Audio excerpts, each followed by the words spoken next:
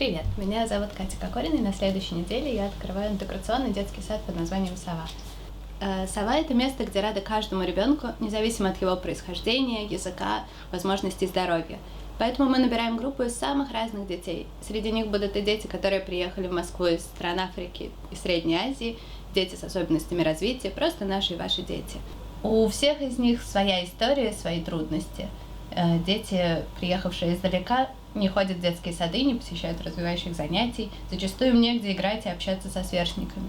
У детей с особенностями развития свои сложности, связанные со взаимодействием с внешним миром. Но трудности для нас не главное. Главное для нас быть вместе играть, разговаривать, гулять, пить чай, читать книжки. Чтобы проект заработал, мы нашли бесплатное помещение, активно занимаемся краудфандингом и фандрайзингом, много волонтерим.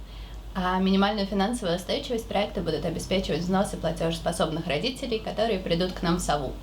С 12 сентября мы начинаем полноценно работать. На следующей неделе у нас пробный день. Приходите.